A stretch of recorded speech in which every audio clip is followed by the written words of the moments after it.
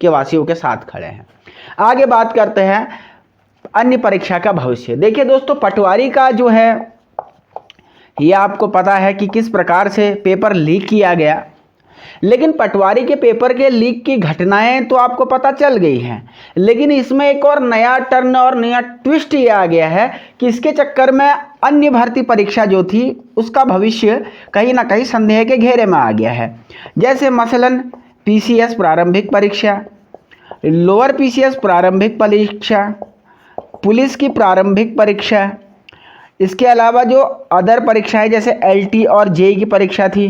भले ही एसआईटी कहती हो कि इन मुद्दे पे जांच जारी है, एसआईटी कह रही है कि भाई इस मुद्दे पे हम जांच जारी है, लेकिन अब क्या किसी बच्चे के मन में ये बात आज विश्वास से कोई कह पाएगा कि इन परीक्षाओं के पेपर भी लीक नहीं हुए होंगे? क्योंकि वो अधिकारी के बारे में तो ये बताया जा रहा है कि 2016-17 के आसपास से वो उस विभाग में है, ऐसा सूत्र बताते हैं। और अगर ऐसा नहीं है तो सरकार स्पष्टीकरण करे कि वो गोपनीय वाले विभाग में कहाँ कब से था और कितनी उसकी क्षमता थी कि वो पेपर को इफेक्टिव कर सकता था। यानी कब से वो इस पोस्ट पे है, जब से वो पेपर लीक करने की हैसियत रखता था। और आयोग तो आयोग होता है, भले हम कुछ कह दें कि भाई इस कमरे में मत आना, लेकिन आयोग में ही अगर बेईमान लोग होंगे तो बाहर से दिखाने के लिए भले ही कुछ होता हो, लेकिन ऑफिस होता है, वहाँ पे कुछ ताका झाकी तो होना संभव होता ही है। ये बात एक बहुत ही प्रैक्टिकल सी बात मैं आपको बता रहा हूँ। तो ऐसे में इस बात की क्या गारंटी है और गारंटी लेगा कौन कि जो परीक्षाएं भूतपूर्व में हुई थी इनका पेपर लीक नहीं हुआ है?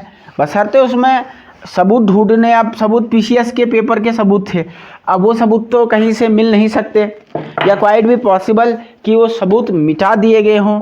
कल एक पीसीएस प्री का जो है टॉपर था, वो कह रहा था कि मैं भाई 4 बार से टॉप आया हूँ पीसीएस प्री के एग्ज़ाम में, लेकिन आज तक मेरा कहीं सिलेक्शन नहीं हुआ।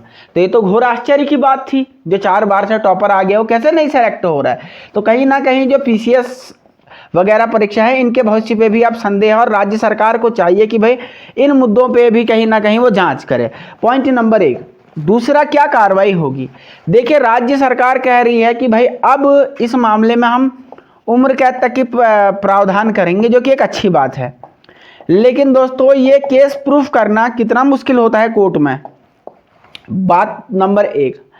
दूसरा ये है कि भाई जो आप कहते हो कि उम्र कैद का प्रावधान कर देंगे, इसमें बड़े मगरमच्छ तो वीडियो में भी पकड़ में नहीं आए।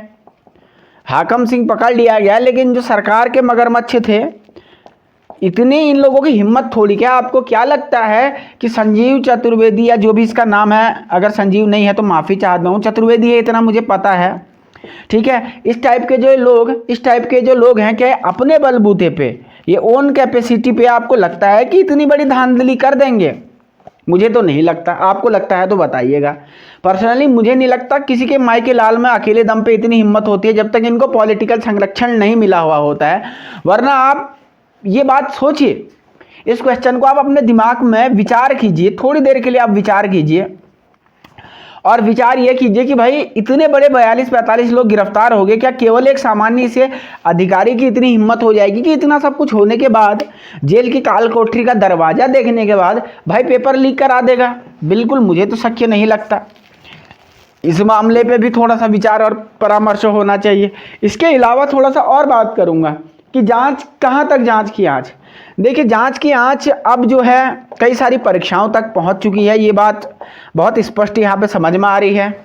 वहीं उसके अलावा मुझे लगता है कि इसमें कुछ सरकारी जो राजनीतिक लोग हैं उनकी तरफ भी अब हमें शिकंजा कसना चाहिए, इनसे सख्ताई से पूछताछ होनी चाहिए, क्योंकि बगैर पॉलिटिकल संरक्षण के संभव नहीं लगता। तो एक बार धामी जी ने कहा था कि हमने इसकी पूरी जड़ें खोद दी है, लेकिन ये जो हाकम सिंह वाला पेड़ था, इस पेड़ को देख लग रहा है ऐसे कई सारे पेड़ों का जंगल है यहाँ पे भ्रष्टाचार। और हम कह रहे हैं कि भाई हमारे 60 नंबर आ रहे हैं, 65 नंबर आ रहे हैं, मर के 70 नंबर आ रहे हैं, हमसे सिलेक्शन नहीं हो सकता। भैया ईमानदारी से पढ़ के 65-70 नंबर तक ही आदमी लाता है, इससे ज़्यादा नंबर कोई रेयर ऑफ द रेयरेस्ट 1-2 बंदे, चलो जिसके आगे आगे बहुत सारे लोगों के नंबर आना ऐसा संभव नहीं है। लेकिन क्योंकि पेपर पहले से आपको घर को मिल जाता है तो लोग बिल्कुल कॉन्फिडेंस में आए रहते हैं कि भैया मेरिट इतनी चली जाएगी, मेरिट उतनी चली जाएगी, फला हो जाएगा, ढिमकना हो जाएगा। इन विद्वानों को कोई यहाँ पकड़ के तो लाओ। इसके बाद बच्चों को राहत कैसे? एक ये सवाल भी यहाँ पर रेज उठ रहा है कि भैया एक सवाल उठा कल उठाया गया ये सवाल कि भाई जो बच्चों की क्या गलती थी, बच्चों की कोई गलती तो बताए। लोग यही कह रहे थे कि बच्चों की गलती क्या थी, उन लोगों ने तो पेपर ईमानदारी से दिया था, उनकी क्या गलती थी। अब ऐसे में सरकार ने क्या किया कि भैया रोडवेज की जो फैसिलिटी थी वो फ्री कर दी।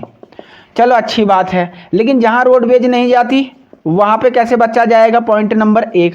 और दूसरा, जो बच्चा होटल के कमरे में किराए में रहता है, क्या सरकार गेस्ट हाउस भी फ्री दे रही है? इसके अलावा क्या सरकार जो है, जो अन्य उसके खाने पीने का खर्चा लगा था उस दिनों में, वो भी दे देगी? क्योंकि पेपर में सिर्फ जाना ही नहीं होता। देखिए बच्चे जो होते हैं इनके पास पंख नहीं है, ये उड़ के नहीं जाते, गाड़ी का किराया लगता है। ये पेड़ पौधे भी नहीं है कि प्रकाश संश्लेषण की क्रिया से केवल धूप से इनका पेट भर जाए, है कि नहीं? तो ये बात हमें समझना होगा कि सरकार अगर व्यवस्था करने का दावा करती है तो पूरी व्यवस्था करके दो। बस है जहाँ जहाँ पे सेंटर है वहाँ आपको स्पेशल गाड़ियाँ चलाओ, जैसे इलेक्शन में आप करते हो, हायर करो उन गाड़ियों को। और सरकारी स्कूलों में सोने के लिए आप केंद्र बनाइए, जैसे आप इलेक्शन में बनाते हैं, सरकारी स्कूलों में केंद्र बनाइए, बच्चों को जो है सुविधाएं दीजिए। और उसके बाद तब जा कर के हम कोई ये कहेंगे कि भाई हाँ आप ये है। वरना पेपर आप लीक करते रहिएगा, जो गरीब बच्चा है, एक पुअर फैमिली का बच्चा हो तो इतना पैसा कहाँ से लाएगा? मैं कई ऐसे लोगों को जानता हूँ जिनका अल्मोड़े में सेंटर ना हो करके सेंटर किसी का रानीखेत चला गया, किसी का द्वाराहाट चला गया। तो ऐसे में यहाँ से आप अगर रानीखेत द्वाराहाट का किराया देखोगे तो 300-300 रुपये तो किराया है, तो 3 दूनी 200-600 तो उसके डूब गए। बाकी 1000 रुपये का होटल, 1600-400 का खाना, 2000 का पेपर तो उसका पड़ गया। अभी 2000 रुपये कौन देगा? ये प्रश्न है। इन प्रश्नों को हमें बहुत गंभीरता से लेना होगा। हम ये नहीं कह सकते कि भाई चलो जो हो गया सो हो गया। और एक बार पेपर लीक होता है, चलिए हम कहते हैं कि भैया और राज्य में भी ये पूरी चीज़ें, ये समस्याएं देखने को मिली हैं, कोई इशू नहीं है, पेपर लीक कभी कभी हो जाता है। लेकिन यहाँ तो पेपर सही होना ही अपवाद हो गया है कि कोई पेपर सही से हो जाए उसे ही हम एक्सेप्शन कहते हैं।